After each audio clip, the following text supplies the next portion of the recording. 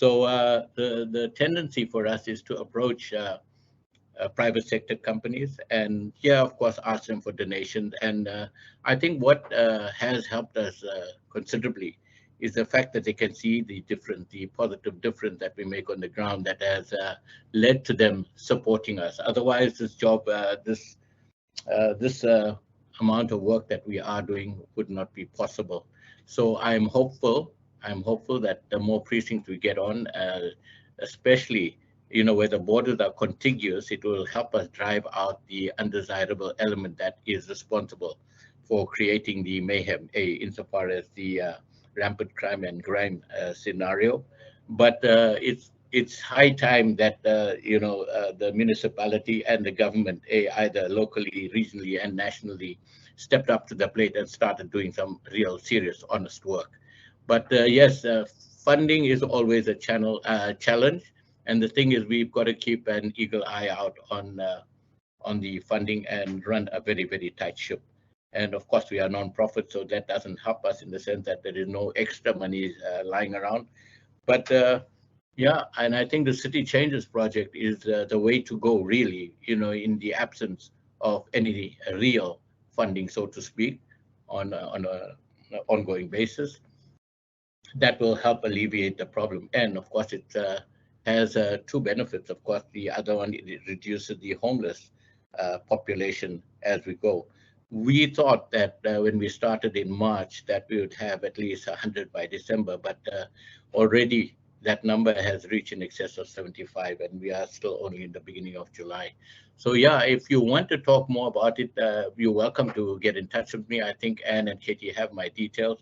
Just drop us a line, and or even give us a shout. We can sit and discuss the issues. Our financial director, he'll be happy to share insights onto things, as well as our general manager, Yvonne Badenhorst. Thank you.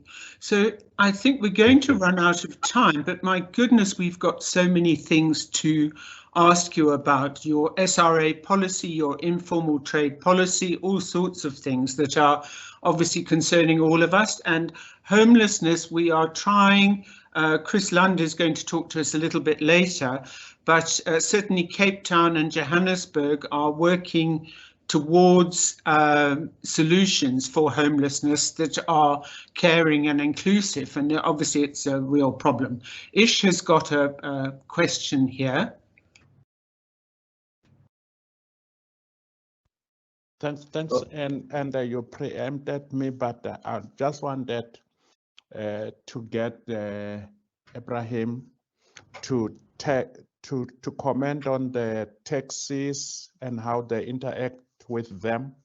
But I also wondered whether the people who are working under these projects, job sustainability, because you find that these people become good at what they are doing, but the government might actually overlook them when there is something much more permanent. It's job security for those who are sustainability. The last question, which I'm asking him to comment on, and you have been a champion of presenting a joint voice to the authorities and actually sharing lessons together.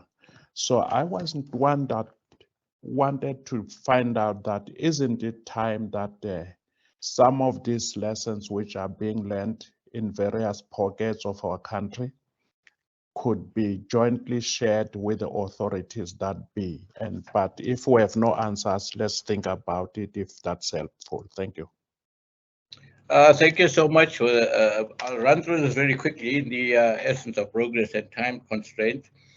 Taxi, the thing is, because of our affiliation, or shall I say our very excellent working relationship with Metro, we have an understanding and a working relationship with them. And just to give you an indication, when we had the looting in 2021, would you believe when there were no other municipal services around, we were the ones, our staff, and would you believe people from the taxi industry that were starting to help us clean up? Of course, we have to have armed guards with us at the same time, but the fact that the taxi association threw their lot in with us. That made our life a lot easier insofar as there was less interference coming from the looters and other people out there.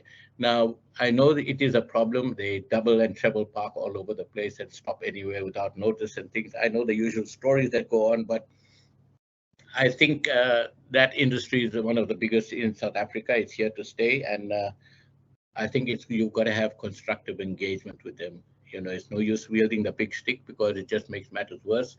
And when we have like our festive season come December or July or April and things like Easter, the thing is we have meetings with the owners of the taxis that are operating those routes, just to tell them, listen, guys, you better behave yourself, have the right kind of things in order, and don't do this, that, or the other. Make sure that your drivers are not under drugs and things like that. So that helps a lot to help make sure that there are no pirate taxis that come into the area and things like that. It works well for us, and we have access to the head of the owners of the taxis in and around the city, that when things really get out of hand, that we call them in for a meeting and address it. And if it were not for Metro Police in our corner, they would not even listen or entertain us. Coming back to sustainable employment, this operation that we're running, even though we partner with the municipality, it has nothing whatsoever to do with government funding or government per se, right? This is something that we pay out of our own monies that we get either from donations from private sector or from the SRA areas that we service. And this operation with the 300, I think I dare say most of them are still on with us, 80% at least. And those that have proved themselves and have found better opportunities, more higher paying jobs in the private sector, we are, you know, happy for them to move on, because that, I think, is the success of it. And a lot of these people are tertiary students that have qualifications, sometimes more than I have educationally, but cannot find a job. And the thing is, we even had a few of them. One became a lawyer, the others are social workers and things like that. So it all is sort of the glue that holds us together, where we bring them in for specialist skills that they acquire, you know, in their sojourn with us. And I must say that maybe it's the manner in which we relate to them, to treat them, that they are reluctant to move on, even though some are put on a year, sort of contract or something like that. They stay on, and the thing is, they have acquitted themselves, admirably, and we are happy to have them, and we are in a happy space, I must say, insofar as our relationship goes with everyone out there. Now, insofar as the joint sharing with the municipality, you know, the thing is, seeing that this is the good work, and I say so myself, because it is good work that is being done out of there. And I would think, if I were in City Hall, that I would embrace this concept and make it work and grow it and give it support and funding and. However, I think the fact that we get the work done instead of just talking, it shows up either inadequacies, incompetencies, and the like, where there is no accountability on the municipal structure per se. And some of them look at us in asking, some definitely don't like us, some hate us. And notwithstanding all of that, we still got to do that. And sadly, some of our initiatives, like the joint cleanup, they will use that, give it another name, basically copy it, use our staff to boot, to add insult to injury, and make it their own again. But I'm not going to let that deter me. The thing is, we are here as long as I'm here, and our team is here to stay. And the thing is, we will continue to not just provide employment opportunities, skills, training, and the like for the people that we have, but even bring more and more people on to show that this is not just a top-up service. This is a holistic thing to make our country, our city, our area a better place, and improve the lifestyle and quality of life for people, and basically do the right thing. Ebrahim, I think that's, gosh, what a lot of food for thought here.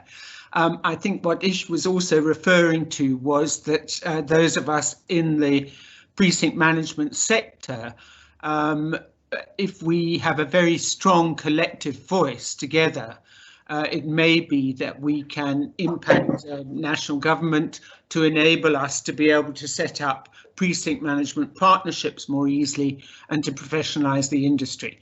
But you and I will go on with some conversations. I'm sure some people here are going to contact you directly, and what I'm thinking is maybe we organize a small group or a big group to come and see your work and share with other colleagues in KZN the work we're doing, because there's so much overlap and so much possible learning here. It's fantastic.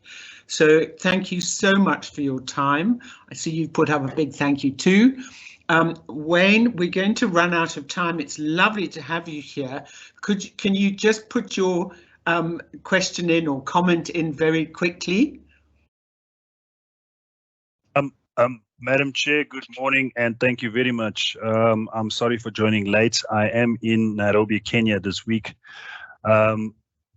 When I logged in and when I heard Ebrahim speak about creating employment for people, it really got my juices flowing to a point where we need to understand one thing. We are the leaders and the SMEs in this specific space. So the secret here, what we need to do is to create those roles and then start introducing them to municipalities as a must-have type of role.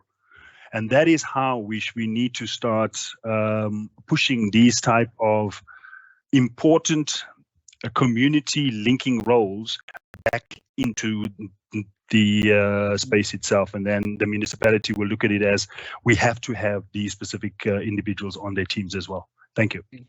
Thanks, Wayne. Ebrahim, I'm not even, well, maybe if you make quick comment, that would be lovely. Yeah, very quickly. Thank you so much for that observation.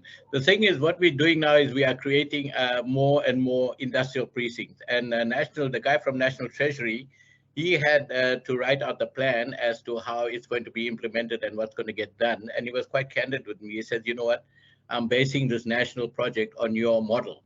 Now, that speaks a lot to what we are doing and the fact that it is working.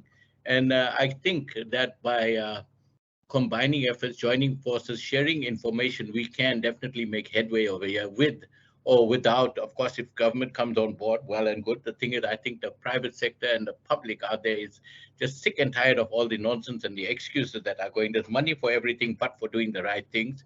And I'm sure that we can. And also, the good thing is that SAPOA is on board with this thing as well. So I'm sure at some stage we can meet with the people that matter and are genuinely concerned about the well-being of the people and the country, that we can find some sort of solid body that is dedicated to precinct management as such and get it off the ground and getting work all over the country. Ebrahim, wonderful, thank you.